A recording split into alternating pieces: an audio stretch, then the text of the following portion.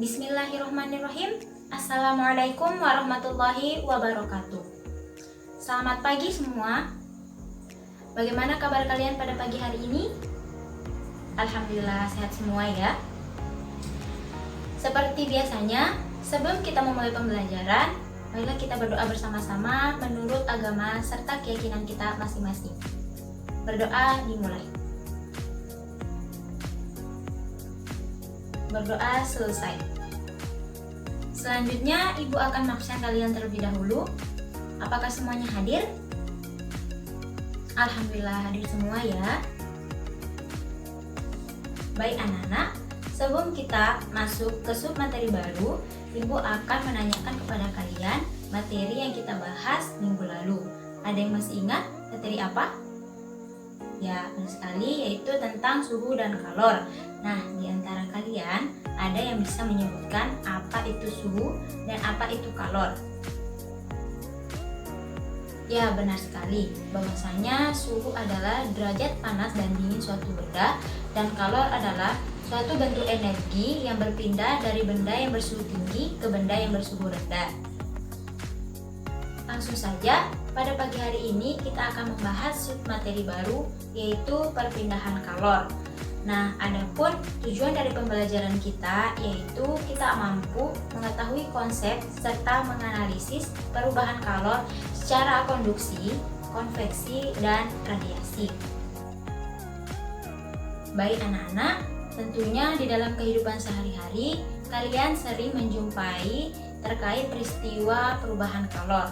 Itu contohnya yaitu pada saat kalian mengaduk teh panas ataupun kopi panas dan menggunakan sendok. Setelah kalian mengaduk, apa yang tangan kalian rasakan? Ya, itu panas. Nah, kira-kira bagaimana bisa tangan kita ikut terasa panas? Jangan dijawab dulu ya. Nah, kita akan jadikan ini permasalahan kita yang pertama. Nah, yang kedua yaitu pada saat kalian memasak air. Kira-kira bagaimana bisa air yang ada di bagian atas bisa ikut mendidih? Ayo. Nah, simpan lagi ya jawabannya. Nah, yang terakhir yaitu pada saat kalian berada di sekitar api unggun. Kira-kira apa yang badan kalian rasakan? Ya, hangat. Bagaimana bisa badan kita hangat ketika berada di sekitar api unggun? Dari permasalahan-permasalahan tersebut, Ibu telah tuangkan semuanya di dalam LKPD.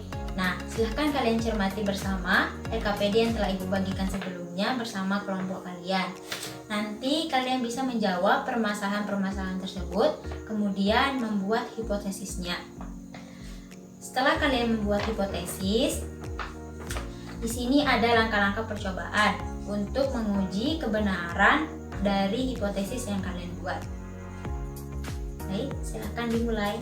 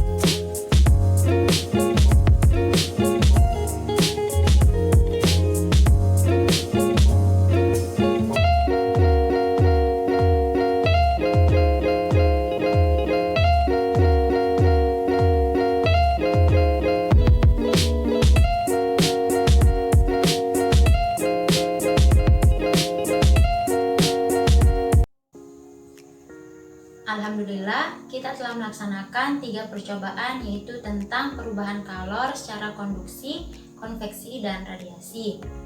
Selanjutnya, kalian akan coba mempresentasikan hasil dari praktikum yang telah kalian lakukan. Kira-kira di antara kalian siapa yang ingin mempresentasikan hasil praktikum dan diskusinya? Saya, Bu. Ya, silahkan Izlayani. Hasil pengamatan konduksi yang terjadi pada kepingan lilin yang menempel pada sendok yaitu jatuh. Hal itu terjadi karena lilin yang ada di sendok mencair. Hal itu berarti bahwa sendok merupakan benda yang dapat menghantarkan panas. Oleh karena itu, kesimpulan pada konduksi adalah panas atau kalor dapat merambat melalui logam, sehingga membuat lilin yang menempel pada sendok tersebut jatuh. Begitu pula dengan permasalahan sebelumnya tentang tangan terasa panas ketika mengaduk teh atau kopi panas menggunakan sendok. Semua itu disebabkan karena sendok merupakan salah satu benda yang dapat menghantarkan panas atau konduktor. Peristiwa perpindahan panas atau kalor melalui zat padat disebut dengan konduksi. Yang kedua, hasil pengamalan konveksi. Ketika air mendidih, butiran serbuk pewarna mengalami pergerakan. Butiran serbuk pewarna bergerak dari bawah ke atas, lalu dari atas ke bawah. Gerak butiran pewarna ini terjadi karena perbedaan panas dan dinginnya benda. Oleh karena itu, kesimpulan pada konduksi adalah saat air mendidih, air bagian bawah akan panas terlebih dahulu, sehingga bagian air yang panas akan naik. Setelah sampai di atas akan menjadi lebih dingin daripada air yang di bawahnya, sehingga bagian air tersebut turun. Begitu pula dengan permasalahan yang sebelumnya, yaitu bagaimana bisa air di bagian atas pada panci bisa mendidih atau panas. Jawabannya adalah pada saat air bagian bawah mendapatkan kalor dari panas, partikel air memuai sehingga menjadi lebih ringan dan bergerak naik, kemudian digantikan dengan partikel air yang dingin di bagian atas. Dengan cara ini, panas dari air bagian bawah berpindah bersama aliran air menuju bagian atas. Nah, pada gerakan serbuk perwarna menggambarkan gerakan air tersebut. Pada percobaan, panas berpindah mengikuti berpindahnya partikel. Perpindahan panas ini disebut dengan perpindahan panas secara konveksi. Yang ketiga, radiasi. Apa yang terjadi pada saat tangan kalian didekatkan dengan lilin panas atau hangat? Oleh karena itu, kesimpulan pada radiasi yaitu panas dapat berpindah tanpa melalui perantara. Begitu juga halnya pada saat kita berada di sekitar api unggun, badan terasa hangat karena kalor atau panas dari api unggun itu berpindah langsung ke tubuh kita tanpa adanya perantara. Sehingga perpindahan panas tanpa melalui perantara ini disebut dengan radiasi. Baik, terima kasih Izlayani. Mungkin di antara kalian ada yang ingin menanggapi? Jika tidak ada, nanti kita akan menyimpulkan secara keseluruhan. Oke anak-anak, untuk kegiatan pembelajaran kita yang terakhir itu kita akan coba menyimpulkan apa yang telah kita lakukan atau apa yang telah kita pelajari dari awal hingga akhir dengan cara membuat kesimpulan bersama. Sebelum Ibu membuat kesimpulan, mungkin di antara kalian ada yang ingin mencoba untuk menyimpulkan? Saya, Bu. Baik, silahkan Huraiza. Jadi, adapun kesimpulan akhir dari pembelajaran kita mengenai perpindahan kalor ada 3. Yang pertama, konduksi merupakan perpindahan panas melalui zat padat yang tidak ikut mengalami perpindahan. Apabila kita mengaduk panas dengan sendok logam, maka tangan kita yang memegang sendok ikut panas. Hal itu menunjukkan kalor berpindah ke bagian yang memiliki suhu yang lebih rendah. Contoh lainnya yaitu pada tutup panci yang menjadi panas ketika digunakan untuk memasak. Kemudian yang kedua, konveksi merupakan perpindahan panas melalui aliran yang zat perantaranya ikut berpindah. Contohnya adalah air yang dipanaskan akan memuai sehingga massa jenisnya menjadi berkurang. Air kemudian bergerak naik. Kemudian yang ketiga yaitu radiasi merupakan perpindahan kalor tanpa zat perantara. Contohnya, tubuh akan terasa hangat ketika dekat dengan api. Pakaian akan kering bila dijemur di bawah sinar matahari. Ya, terima kasih Huraiza. Masya Allah, luar biasa sekali ya kesimpulannya. Tetapi Ibu akan menambahkan sedikit tentang konveksi. Konveksi tidak hanya terjadi pada zat cair, tetapi konveksi juga terjadi pada gas. Itu ketika udara panas naik dan udara yang lebih dingin turun. Contohnya konveksi pada udara yaitu terjadi ketika angin darat dan angin laut di pantai, gerakan balon udara, dan asap cerobong pabrik. Baik anak-anak, mungkin itu saja untuk pembelajaran kita pada pagi hari ini. Semoga bermanfaat untuk kita semua ya. Nah, mari kita tutup pembelajaran kita pada pagi hari ini dengan sama-sama melafazkan Alhamdulillah. Alhamdulillahirobbilalamin. Wabillahi taufiq wal hidayah. Wassalamualaikum warahmatullahi wabarakatuh.